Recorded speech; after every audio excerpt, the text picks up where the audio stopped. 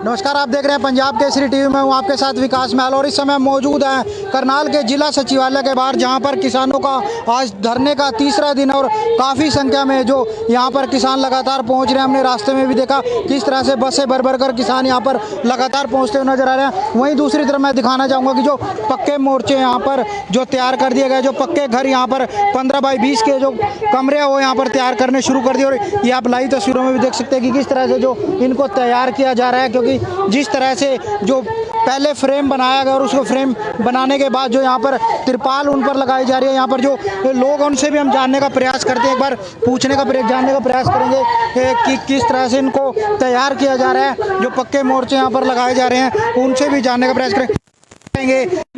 क्या सुविधा रहने वाली है, क्या इनमें पानी इसकी कोई बरसात का कोई फर्क पड़ने वाला है? सर ऐसा है ना, ये जो मोर्चा लगा रहे हैं ना ये पक्के हैं। अगर ये बारिश के वजह से मतलब ये चोएगा भी ना तो इसके ऊपर और तलवार डाल दी जाएगी, ये पक्का हो जाएगा। मतलब कि सिंगू बॉर्डर समझा,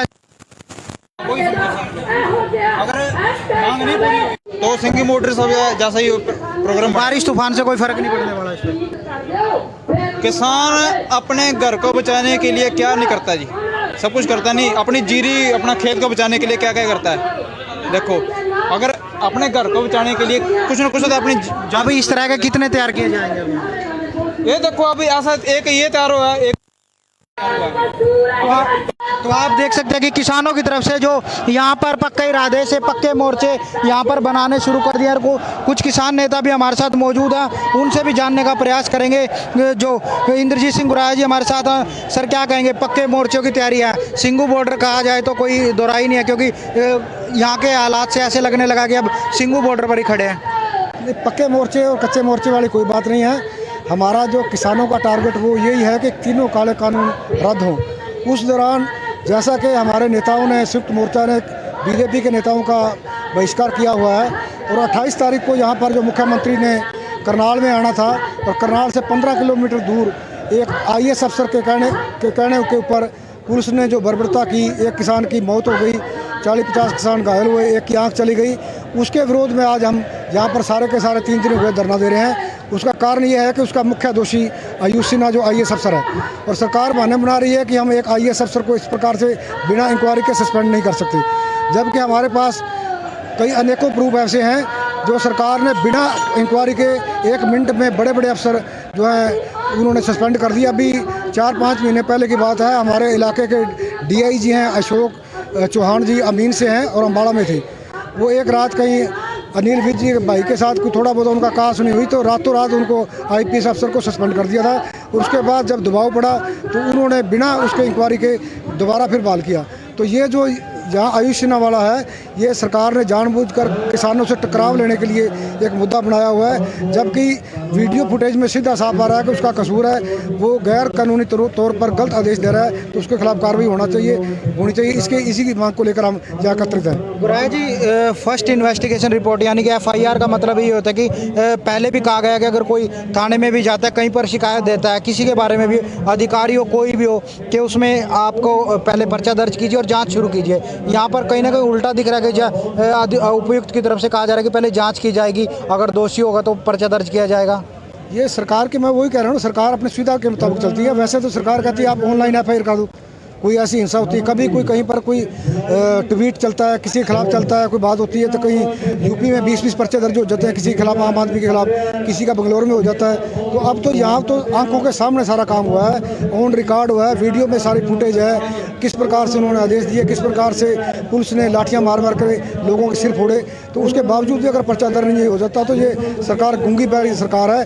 तो इसका आंदोलन जारी रहेगा, बेशक ये मांगे माने या ना माने। एक बात निश्चित तौर पर तय है कि इससे दिन प्रतिदिन जो किसान आंदोलन पूरे देश में फैल रहा है, और ये आंदोलन ही इस किसान की जो है कफन में कील साबित होगा। बहादुर जी, क्या कहेंगे, कहीं ना कहीं अब सिंगू बॉर्डर करनाल में दिखने लगा है? बिल्कुल, देखिए आज इतनी बड़ा संख्या में, और जिस तरह से हमारे सिंधु बॉर्डर पे लंगर व्यवस्था थी, ऐसे ही यहाँ खालसा एड भी सेवा कर रही है। और हमारे संयुक्त किसान मोर्चा के बड़े सीनियर नेता सरदार जोगेंद्र सिंह उगरा जी 1500-2000 गाड़ियों के साथ, जिसमें लाखों किसान उनके साथ यहाँ पहुँचे हैं और वो एक सप्ताह तक यहीं डटे रहेंगे।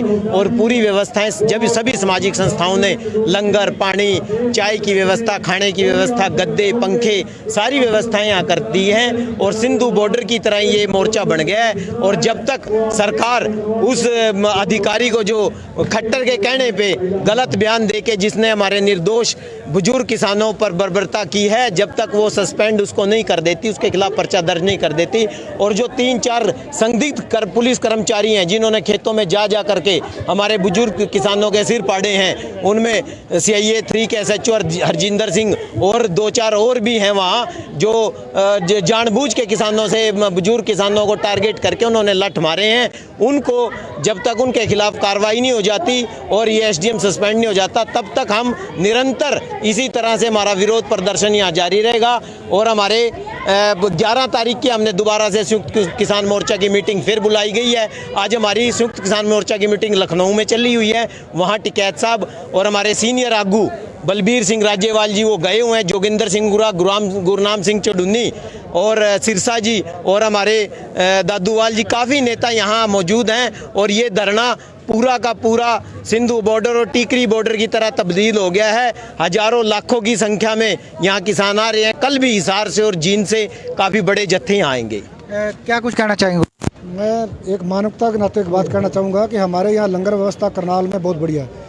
यहाँ से लाखों व्यक्तियों का जो है लंगर जो है हमेशा दिल्ली भी जाता रहा है, हर मोर्चे पर जाता रहा है। लेकिन हमारे हम देखते हैं कि यहाँ 3-4 हज़ार 5 हज़ार के आसपास जो पुलिसकर्मी हैं, उनको प्रशासन ने 3 दिन से धूप में खड़े किया हुआ है और उनके खाने पीने का, उनके टॉयलेट वगैरह का कोई व्यवस्था नहीं है। एक तो उनकी व्यवस्था करें, दूसरा लंगर किसानों के पास बहुत है, वो भी हमारे भाई हैं, उनको यहाँ पर लंगर के लिए उनको रोका गया कि आप वहाँ से लंगर ना सके, तो उनको टाइम पर यहाँ लंगर उपलब्ध हो सकता है। तो सरकार को चाहिए कि अपना भाईचारा भी बनाए और आपस में रल मिल के, क्योंकि किसान और जवान का एक ही खून है, उन्हें यहाँ पर लंगर छकने की और सिखाने की जो अनुमति दी जाए। बेशक वो हमारे सामने खड़े रहे, वो कोई बात नहीं, लंगर की उन्हें सुविधा होनी चाहिए। हरियाणा के मुख्यमंत्री का कहना है कि जो करनाल के तो किसान है ही नहीं। आप सभी देख लीजिए, हम करनाल से ही हैं, ये भी करनाल से, ये भी करनाल, जितने भी खड़े हैं मेरे हिसाब से सभी करनाल से हैं हम। आप हमारे से ही अंदाज़ा लगा सकते हो, औरों की तो हमें बताने की जरूरत ही नहीं है कि वो करनाल से हैं या बाहर से हैं। 90% लोग इसकी खच्चर सरकार के विधानसभा से ही हैं। और जैसे कि आप सभी को पता ही है कि इन्होंने जो किसानों के साथ स्थाड़ा टोल टैक्स पे बर्बरता की है, उसी विषय में हम सचिवालय के सामने निश्चित काल का धरना लगाए बैठे हैं। मगर इन जो ये सरकार है, ये नाड़ी सरकार है, इनको पता ही नहीं है कि ज़मीन खेती कैसे होती है, खेती कैसे करनी होती है। ये अपनी अकड़ से बाज नहीं आ रही है, इनकी अकड़ तोड़कर ही हम यहाँ से उठेंगे। तो ये किसान काफ़ी रोष जरूर है किसानों में, और जो पक्के मोर्चे यहाँ पर फिलहाल जो बनाने शुरू कर दिए हैं, पल पल के अपडेट हम आपको पंजाब केसरी टीवी के माध्यम से देते रहेंगे। और ये लाइव तस्वीर आप करनाल के जिला सचिवालय से देख रहे थे। करनाल से विकास महला, पंजाब केसरी टीवी।